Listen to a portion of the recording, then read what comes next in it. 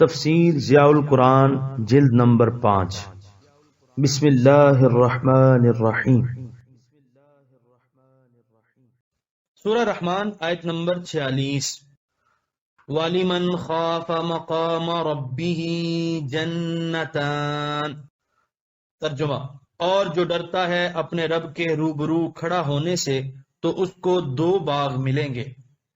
سورہ رحمان آیت نمبر 46 کی تفسیر۔ یہاں مقام اگر اس میں ظرف ہو تو اس کا مطلب یہ ہوگا کہ وہ لوگ جو اس جگہ سے ہر وقت خائف و لرزہ رہتے ہیں جہاں کھڑا کر کے ان سے حساب لیا جائے گا، اور اگر اسے مصدر میمی بنایا جائے تو پھر اس کے 2 مفہوم ہوں گے۔ ایک یہ کہ جو لوگ ہر وقت اس بات سے خوف زدہ رہتے ہیں کہ ان کا رب ان کی نگرانی کر رہا ہے، وہ ان کے افعال و اقوال سے پوری طرح باخبر ہے، وہ ڈرتے ہیں کہ کوئی ایسی بھول نہ ہو جائے جس کے باعث ان کا رب ان سے ناراض ہو جائے۔ دوسرا مفہوم یہ ہوگا کہ وہ لوگ جو اپنے رب کے جناب میں کھڑا ہونے سے ہر وقت ڈرتے رہتے ہیں۔ عطا سے منقول ہے کہ حضرت صدیق اکبر رضی اللہ عنہ ایک روز قیامت کے بارے میں سوچنے لگے۔ میزان، جنت و دوزخ وغیرہ واقعات حائلہ پر غور کرتے کرتے لرز اٹھے اور کہنے لگے، اے کاش میں چارہ ہوتا، کوئی جانور آ کر مجھے چر لیتا، یا میں پیدا ہی نہ ہوتا۔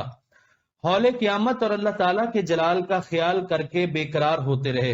اس وقت یہ آیتیں اتری کہ جو اپنے رب سے ڈرتے ہیں ان کو اللہ تعالیٰ ایک نہیں کئی جنتیں عطا فرمائے گا۔ جنت سے یہاں اس کا لغوی معنی باغ اور گلستان مراد لینا بہت مناسب ہے، یعنی جو لوگ اللہ تعالیٰ سے ڈرتے ڈرتے اپنی زندگی بسر کرتے ہیں انہیں جنات عدن میں 2 باغ عطا فرمائے جائیں گے۔ ایک وہ جس میں ان کا رہائشی محل ہوگا جہاں وہ اپنے اہل خانہ کے ساتھ رہیں گے، دوسرا وہ جہاں ان کی عام نشست ہوگی، دوست احباب سے ملاقاتیں ہوں گی، نشاط و طرب کی محفلیں منعقد ہوں گی، اور یتنازعون فیہا کأسا لا لغو فیہا ولا تأثیم کا دلکش سما ہوگا۔ علامہ بغوی نے ایک بڑی پیاری حدیث نقل کی ہے۔ حضرت ابو ہریرہ رضی اللہ عنہ کہتے ہیں کہ رسول کریم صلی اللہ علیہ وآلہ وسلم نے فرمایا، جس مسافر کو راہزنوں کا ڈر ہوتا ہے وہ سوتا نہیں، رات بھر چلتا رہتا ہے، اور جو رات بھر چلتا رہتا ہے وہ اپنی منزل تک پہنچ جاتا ہے۔ خبردار، اللہ تعالیٰ کا سامان بہت گراں ہے، سن لو، اللہ تعالیٰ کا سامان جنت ہے۔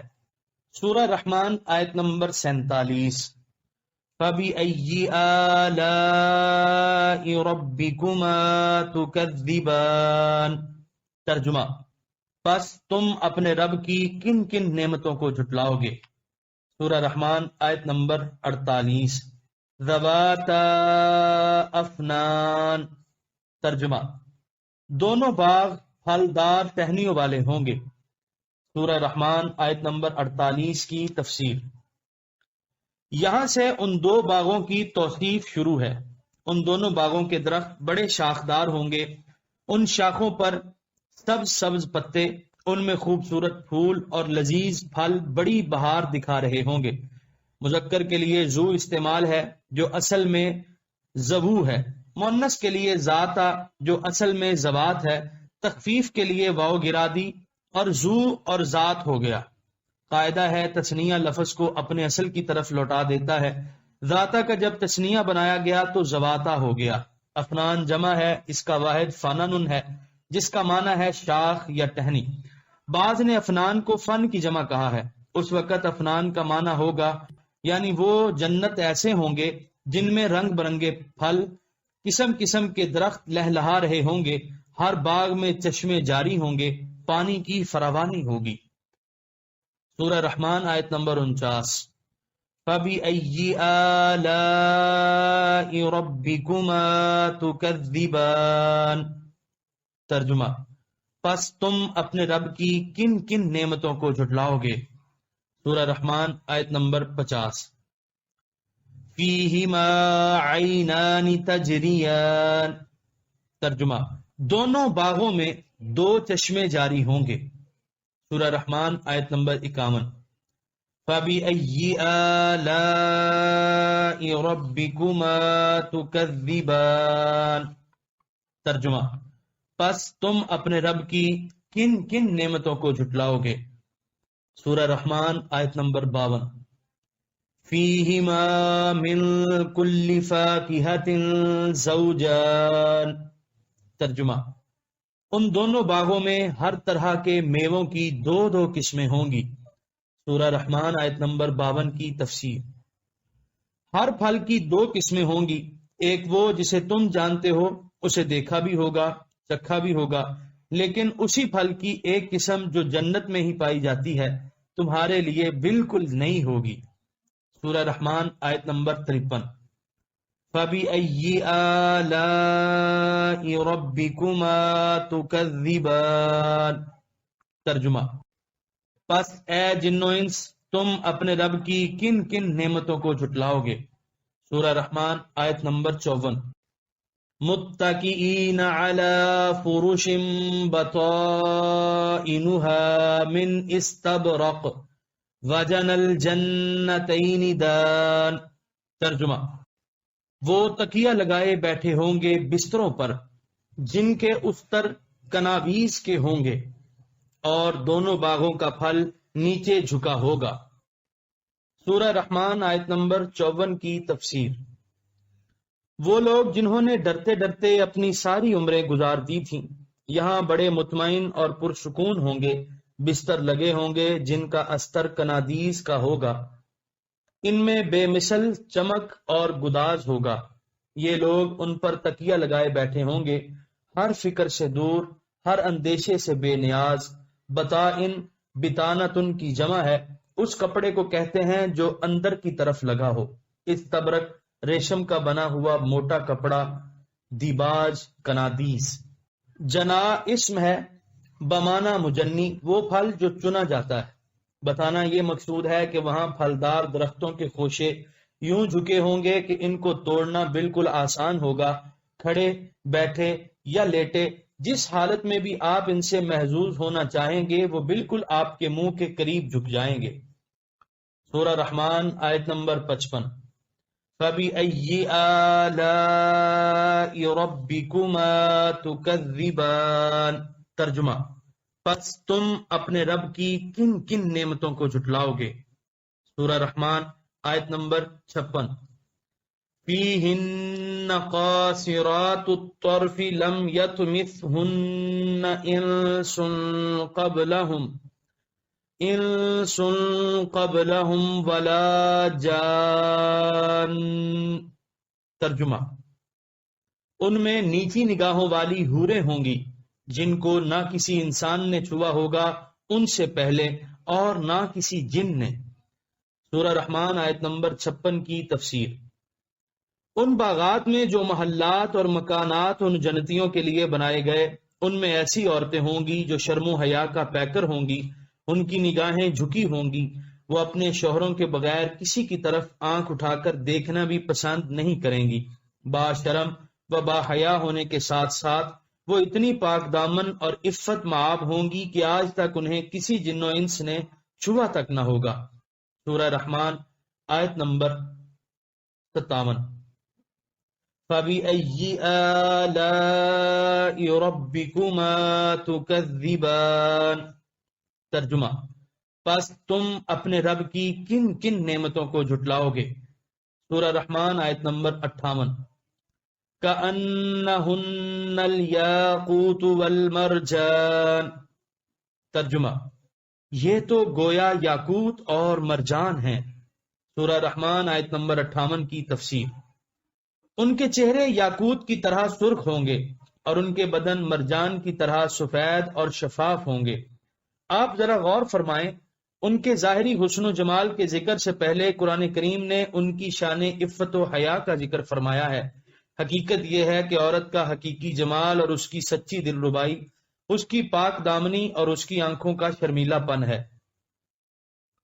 گوہر میں آب گوہر کے سوا کچھ اور نہیں۔ یہ نہ ہو تو وہ حضرت الدمن ہے، یعنی کوڑے کے ڈھیر پر اگا ہوا سبزہ۔ اس کی طرف گدھے تو لپک کر جا سکتے ہیں اور اس کو اپنا تر نوالا بنا کر زور سے ہینگ سکتے ہیں، لیکن ایک شریف النفس اور باذوق آدمی کو تو اس سے بدبو آئے گی۔ اس کی سڑاند سے اس کا دماغ پھٹنے لگے گا۔ دنیا میں بھی امت مصطفیہ کی بہو بیٹیوں کو عفت و حیا کے زیور سے آراستہ ہونا چاہیے۔ یہ قاصرات الطرف کون ہوں گی؟ وہ نیک بیبیاں جو دنیا میں اللہ کے نیک بندوں کے نکاح میں تھیں، وہی جنت میں ان کے محلات کی زینت بنیں گی۔ ان کے علاوہ انہیں حوریں بھی دی جائیں گی۔ نیز وہ مسلمان عورتیں جو کسی کے نکاح میں نہ تھیں یا جن کے خاوند جہنم رسید کیے گئے، ان کو بھی جنتی مردوں کے ساتھ بیاہ دیا جائے گا۔ یہی حال مومن جنوں اور با ایمان جنیوں کے ساتھ بھی ہوگا۔ علامہ قرطبی مختلف اقوال لکھنے کے بعد فرماتے ہیں، حضرت ام سلمہ رضی اللہ عنہا فرماتی ہیں، میں نے عرض کی، یا رسول اللہ صلی اللہ علیہ وآلہ وسلم، دنیا کی بیویاں افضل ہوں گی یا جنت کی حوریں؟ حضور صلی اللہ علیہ وآلہ وسلم نے ارشاد فرمایا، دنیا کی عورتیں جنتی حوروں سے افضل ہوں گی، جس طرح ابری استر سے۔ میں نے عرض کیا، یا رسول اللہ یہ کیسے؟ حضور صلی اللہ علیہ وآلہ وسلم نے فرمایا، اپنی نمازوں، اپنے روزوں اور اپنی عبادات کے باعث وہ افضل ہوں گی۔ پھر فرمایا، اللہ تعالیٰ ان کے چہروں کو نورانی بنا دے گا، ان کے جسم ریشم سے نرم، ان کے چہرے سفید، ان کے لباس سبز اور ان کے زیورات سونے کی طرح زرد، ان کی انگوٹھیاں موتیوں کی اور ان کی کنگھیاں سونے کی۔ وہ اللہ تعالیٰ کی ظاہری اور باطنی نعمتوں سے نہال ہو کر کہیں گی، کان کھول کر سنو، ہم ہمیشہ رہنے والیاں ہیں، ہمیں موت نہیں آئے گی۔ سن لو، ہم نازک اندام ہیں اور خوبصورت ہیں، خوش قسمت ہے وہ جس کے حصے میں ہم آئیں گی اور وہ ہمارے حصے میں آئے گا۔ سورہ رحمان آیت نمبر 59۔ فَبِأَيِّ آلَاءِ رَبِّكُمَا تُكَذِّبَانِ۔ ترجمہ، پس تم اپنے رب کی کن کن نعمتوں کو جھٹلاؤ گے؟ سورہ رحمان آیت نمبر 7۔ هل جزاء الإحسان إلا الإحسان۔ ترجمہ، کیا احسان کا بدلہ بجز احسان کے کچھ اور بھی ہوتا ہے؟ سورہ رحمان آیت نمبر 60 کی تفسیر، یعنی جس نے بندہ ہوتے ہوئے اپنی بندگی کے حقوق کو حسن و خوبی سے انجام دیا، کیا خداوند عالم اپنی شان بندہ نوازی میں کوئی کمی باقی رہنے دے گا؟ اللہ تعالیٰ کسی کی نیکی کو ضائع نہ کرے گا اور اس کا اجر دینے میں بخل سے کام نہ لے گا۔ ایک دفعہ رسول کریم صلی اللہ علیہ وآلہ وسلم نے یہ آیت تلاوت فرمائی اور پوچھا، تم جانتے ہو تمہارے رب نے کیا فرمایا ہے؟ قالوا اللہ ورسولہ اعلم۔ تو صحابہ نے عرض کیا، اللہ اور اس کا رسول ہی بہتر جانتے ہیں۔ حضور صلی اللہ علیہ وآلہ وسلم نے فرمایا، اللہ تعالیٰ نے فرمایا ہے کہ جس کو میں نے نعمت توحید سے سرفراز فرمایا، کیا جنت کے بغیر بھی اس کی کوئی جزا ہو سکتی ہے؟ سورہ رحمان آیت نمبر 61۔ فَبِأَيِّ آلَاءِ رَبِّكُمَا تُكَذِّبَانِ۔ ترجمہ، پس اے جن و انس، تم اپنے رب کی کن کن نعمتوں کو جھٹلاؤ گے؟ سورہ رحمان آیت نمبر 62۔ وَمِن دُونِهِمَا جَنَّتَانِ۔ ترجمہ، اور ان دو کے علاوہ دو اور باغ بھی ہیں۔ سورہ رحمان آیت نمبر 62 کی تفسیر، جن دو باغوں کا ذکر پہلے ہوا ان سے کم درجے کے دو باغ اور ہیں۔ بعض علماء کا خیال ہے کہ انہی خوش نصیبوں کو یہ دو باغ بھی مرحمت فرمائے جائیں گے، اور بعض کا یہ خیال ہے کہ پہلے جن پر بہار باغوں کا ذکر گزرا وہ سابقین و مقربین کے لیے ہے، اور یہ دو باغ جو ان سے کم درجے کے ہیں اہل الیمین کو دیے جائیں گے۔ واللہ تعالی ورسولہ اعلم۔ سورہ رحمان آیت نمبر 63۔ فَبِأَيِّ آلَاءِ رَبِّكُمَا تُكَذِّبَانِ۔ ترجمہ، پس تم اپنے رب کی کن کن نعمتوں کو جھٹلاؤ گے؟ سورہ رحمان آیت نمبر 64۔ مدہامتان۔ ترجمہ، دونوں نہایت سرسبز و شاداب۔ سورہ رحمان آیت نمبر 64 کی تفسیر، یعنی یہ دو باغ بھی بڑے سرسبز و شاداب ہوں گے۔ مدہامن اس سبز کو کہتے ہیں جو سیاہی مائل ہو۔ ان باغوں میں چشمے ہوں گے جن سے پانی پھوٹ پھوٹ کر بہہ رہا ہوگا۔ سورہ رحمان آیت نمبر 65۔ فَبِأَيِّ آلَاءِ رَبِّكُمَا تُكَذِّبَانِ۔ ترجمہ، پس تم اپنے رب کی کن کن نعمتوں کو جھٹلاؤ گے؟ سورہ رحمان آیت نمبر 66۔ فِيهِمَا عَيْنَانِ نَضَّاخَتَانِ۔ ترجمہ، ان میں دو چشمے جوش سے ابل رہے ہوں گے۔ الندخ فوران الماء، یعنی پانی کا زور سے ابلنا۔ سورہ رحمان آیت نمبر 67۔ فَبِأَيِّ آلَاءِ رَبِّكُمَا تُكَذِّبَانِ۔ ترجمہ، پس تم اپنے رب کی کن کن نعمتوں کو جھٹلاؤ گے؟ سورہ رحمان آیت نمبر 68۔ فِيهِمَا فَاكِهَةٌ وَنَخْلٌ وَرُمَّانٌ۔ ترجمہ، ان میں میوے ہوں گے اور کھجوریں اور انار ہوں گے۔ سورہ رحمان آیت نمبر 69۔ فَبِأَيِّ آلَاءِ رَبِّكُمَا تُكَذِّبَانِ۔ ترجمہ، پس تم اپنے رب کی کن کن نعمتوں کو جھٹلاؤ گے؟ سورہ رحمان آیت نمبر 70۔ فِيهِنَّ خَيْرَاتٌ حِسَانٌ۔ ترجمہ، ان میں اچھی سیرت والیاں، اچھی صورت والیاں ہوں گی۔ سورہ رحمان آیت نمبر 70 کی تفسیر۔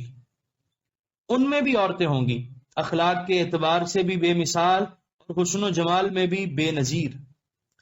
خیرات، خیرات الاخلاقی حسان الوجوہ، یعنی جن کے اخلاق بہترین اور چہرے خوبصورت ہوں گے۔ سورہ رحمان آیت نمبر 71۔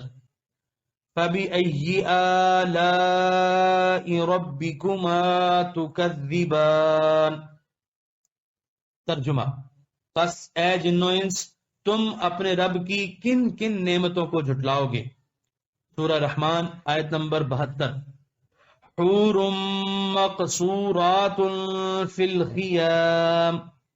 ترجمہ، یہ حوریں پردہ دار خیموں میں۔ سورہ رحمان آیت نمبر 72 کی تفسیر۔ حور جمع ہے، اس کا واحد حورا ہے، یعنی جس کی آنکھ کا سیاہ حصہ بہت زیادہ سیاہ ہو اور سفید حصہ بہت ہی زیادہ سفید ہو۔ مقصورات فی الخیام فرما کر ان کے باحیا اور باشرم ہونے کا ذکر فرما دیا کہ وہ آوارہ پھرنے والیاں نہیں ہیں، بلکہ اپنے اپنے خیموں میں جلوہ افروز ہوتی ہیں۔ ان کے ظاہری اور باطنی حسن و جمال سے ان کے خیموں کا گوشہ گوشہ معطر اور منور ہے۔ ان کے گھر کی فضا خوشی اور مسرت سے معمور رہتی ہے۔ سورہ رحمان آیت نمبر 73۔ فَبِأَيِّ آلَاءِ رَبِّكُمَا تُكَذِّبَانِ۔ ترجمہ، پس اے جن و انس، تم اپنے رب کی کن کن نعمتوں کو جھٹلاؤ گے؟ سورہ رحمان آیت نمبر 74۔ لم یطمثہن انس قبلہم ولا جان۔ ترجمہ، ان کو بھی اب تک نہ کسی انسان نے چھوا ہوگا اور نہ کسی جن نے۔ سورہ رحمان آیت نمبر 75۔ فَبِأَيِّ آلَاءِ رَبِّكُمَا تُكَذِّبَانِ۔ ترجمہ، پس تم اپنے رب کی کن کن نعمتوں کو جھٹلاؤ گے؟ سورہ رحمان آیت نمبر 76۔ متکئین علی رفرف خضر وعبقری حسان۔ ترجمہ، وہ تکیہ لگائے بیٹھے ہوں گے سبز مسند پر جو از حد نفیس بہت خوبصورت ہوگی۔ سورہ رحمان آیت نمبر 76 کی تفسیر۔ رفرف ان کے کئی معنی بیان کیے گئے ہیں۔ سبز رنگ کی ریشمی چادر جو بستر پر بچھائی جاتی ہے اور تکیہ جس پر ٹیک لگائی جاتی ہے۔ علامہ قرطبی نے رفرف کے بہت سے معنی بیان کیے ہیں۔ ایک معنی یہ بھی لکھا ہے کہ رفرف ایک ایسی چیز کو کہتے ہیں جس پر جب انسان بیٹھتا ہے تو کبھی وہ اوپر جاتی ہے، کبھی نیچے، کبھی دائیں کبھی بائیں۔ وہ جنتی اپنی مونس و ہمدم کے ساتھ بیٹھا لطف اندوز ہو رہا ہوگا۔ لطف و مسرت کے لحاظ سے یہ معنی زیادہ مناسب معلوم ہوتا ہے۔ عبقریٌ، پھولدار نقش و نگار والا قالین۔ ایسا قالین خود ہی بڑا خوبصورت ہوتا ہے، لیکن اس کی خوبصورتی اور نفاست کا اندازہ اس سے لگائیے کہ اللہ تعالیٰ بھی اسے حسان بہت خوبصورت فرما رہا ہے۔ علامہ جوہری اس کی تشریح کرتے ہوئے لکھتے ہیں، یعنی ابکر ایک موضع کا نام ہے جس کے بارے میں عرب کا گمان ہے کہ وہ جنات کی سرزمین ہے۔ پھر ہر چیز جس کی ذہانت و مہارت یا اس کی بناوٹ کی عمدگی اور نفاست یا اس کی قوت و زور سے متعجب ہوتے ہیں تو اس کو ابکر کی طرف منسوب کر کے ابکری کہہ دیتے ہیں۔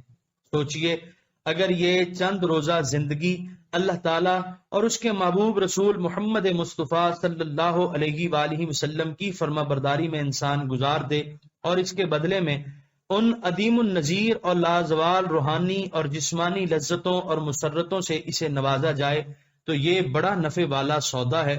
کتنا خوش بخت ہے وہ جس نے زندگی کو اس کاروبار میں صرف کیا۔ اس سورہ پاک میں الرحمن کی شان رحمانیت کے آپ نے کتنے دل موہ لینے والے مظاہر دیکھے۔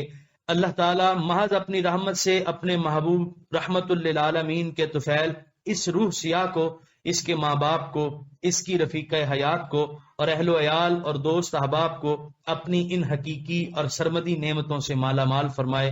آمین ثم آمین۔ صلی اللہ علی حبیبہ وآلہ وصحبہ وسلم۔ سورہ رحمان آیت نمبر 77۔ فَبِأَيِّ آلَاءِ رَبِّكُمَا تُكَذِّبَانِ۔ ترجمہ، پس اے انسانوں اور جنوں تم دونوں اپنے رب کی کن کن نعمتوں کو جھٹلاؤ گے۔ سورہ رحمان آیت نمبر 78۔ تبارک اسم ربک ذی الجلال والاکرام۔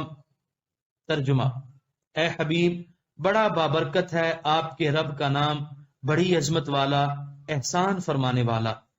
سورہ رحمان آیت نمبر 78 کی تفسیر۔ اس سورت کا آغاز کتنا دلاویز تھا اور اس کا اختتام کتنا روح پرور اور نشاط انگیز ہے۔ فرمایا جا رہا ہے، اے محبوب تیرے رب کا نام پاک کتنا برکت والا ہے، تیرے اس پروردگار کا نام جو بڑی عظمت والا اور بڑے احسان فرمانے والا ہے۔ اللہم تبارک اسمک وتعالی وجدک وجل ثناؤک ولا الہ غیرک۔ ربی اوزعنی ان اشکر نعمتک التی انعمت علی وعلی والدی وان اعمل صالحا ترضاہ واصلح لی فی ذریتی انی تبت الیک وانی من المسلمین۔ یہاں پر 27ویں پارے کا 13واں رکوع مکمل ہوا اور یہاں پر سورہ رحمان مکمل ہوئی۔ آپ دیکھ رہے ہیں PATF Islamic info YouTube channel. مزید اسلامک ویڈیوز کے لیے ہمارا چینل سبسکرائب کریں۔